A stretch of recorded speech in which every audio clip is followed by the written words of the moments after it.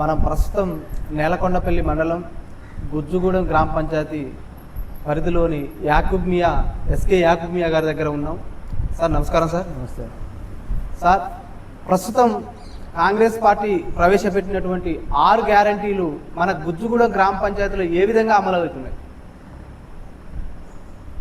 గుజ్జుగూడెం గ్రామ పంచాయతీ ఎస్కే యాకూబ్ మియా నేను 15-20 ఏళ్ళ నుంచి కాంగ్రెస్ పార్టీలో అధికారంలో ఉన్నా లేకపోయినా కూడా అధికారంలో ఉన్నాం.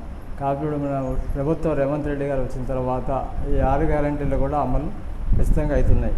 ఇప్పుడు బస్సు కానీ, విద్యుత్ కానీ, రుణమాఫీ కానీ, రైతు భరోసా కానీ అన్నీ అవుతున్నాయి. కాబట్టి ఇంకొకటి ఉంది, ఆ చిన్న కూడా అన్నీ అయిపోతాయని కోరుకుంది. ఈ 6 గ్యారంటీల అయినటువంటి ఉచిత బస్సు, ఇక్కడ బస్సు సౌకర్యం మీ గుజ్జుగూడెం గ్రామ పంచాయతీకి అందుబాటులో వస్తుందా?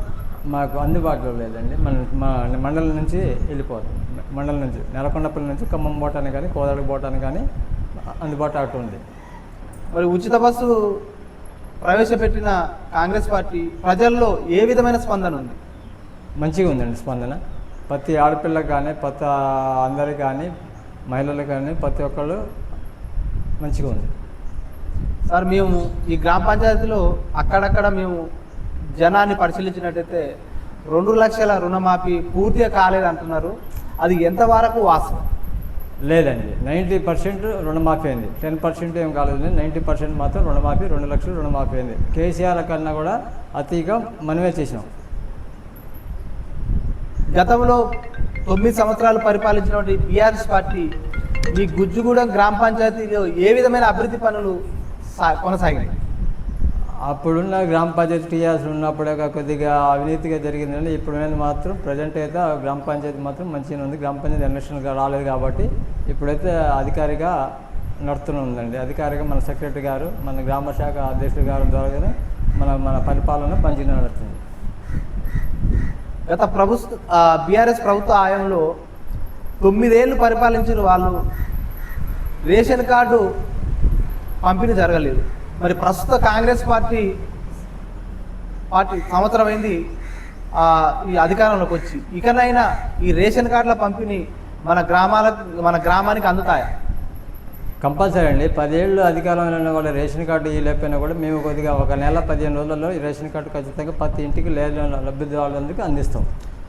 సార్, మరి ఈ రేషన్ కార్డుల పంపిణీ ఏ విధంగా పంపిణీ చేయబోతున్నారు? పేదలు నిరుపేదలకు అందే అవకాశం ఉందా? ప్రతి ఒక్కరికి, పేదలను నడుకునేవాడికి ప్రతి ఒక్కరికి రేషన్ కార్డు అందాలండి.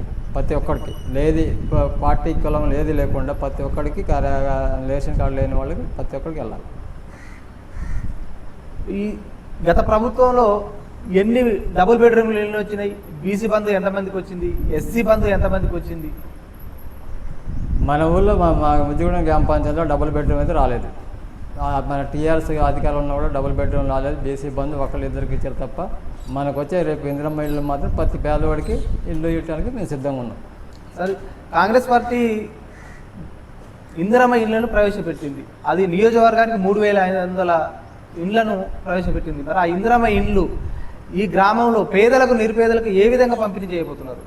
ఇప్పుడు మనకు వచ్చే ప్రతి ఇంటిరమ్మ ఇల్లు ఏంటంటే ఒక 20 వచ్చినా 30 వచ్చినా కూడా ఫస్ట్ పేదవాడికి అందిస్తాం. తర్వాత ఇంకా కొన్ని మంత్రి గారి ద్వారా ఇంకొక 10 ఎగస్ట్రా తీసుకొని పూర్తి చేస్తామని అనుకుంటున్నాం. సార్, ఈ ఖమ్మం జిల్లాకు ప్రత్యేకమైన పేరుంది సార్.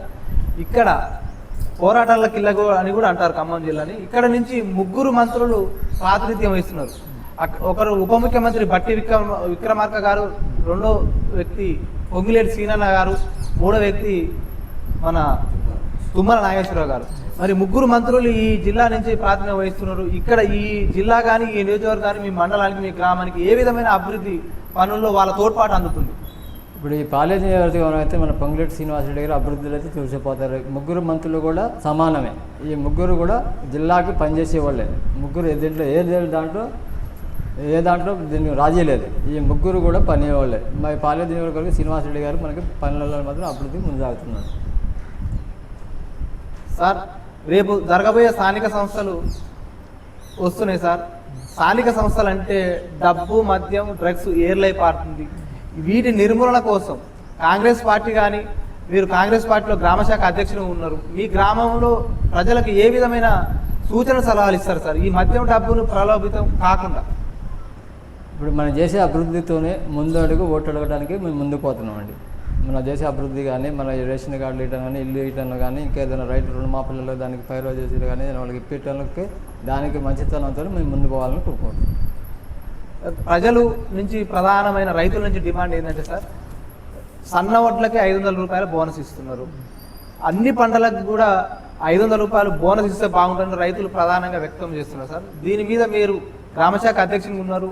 భవిష్యత్తులో కాంగ్రెస్ పార్టీ అన్ని పంటలకు బోనస్ ఇచ్చే అవకాశం ఏమైనా ఉందా? సార్ ఇప్పుడిప్పుడే కేసీఆర్ చేసిన అప్పులలో బయటపడుతున్నాం అండి. ప్రస్తుతానికి కాపాడుతుంటే 4-5 రోజుల తర్వాత మళ్ళీ వాళ్ళు కూడా అన్నిటికీ కూడా బోనస్ ఇప్పించే మార్గం చేస్తాం. పై అధికారులకు కూడా చెప్పి తెలియజేస్తాం. మీరు ఈ గ్రామ ప్రజలకు రేపు జరగబోయే స్థానిక సంస్థ ఎలక్షన్లో ఎటువంటి వ్యక్తిని ఎన్నుకుంటే అభివృద్ధి జరుగుతుందని మీరు ఓటర్లకు సూచిస్తున్నారు? ఇక్కడ ఉన్న గ్రామ ప్రజలందరూ గ్రామ పంచాయతీ ఎన్నుకోవాలంటే అందరికీ ఏకాగ్రంగా తీసుకొని ఎవరికి వచ్చినా కూడా మంచి వ్యక్తిని పెట్టుకొని అందరూ ఒక ఏకతాటి మీద పనిచేసి గెలిపించి పాల్గొని చేసుకోవాలి. Okay, thank you sir. చూస్తూనే ఉండండి మీ తెలుగు టీవీ.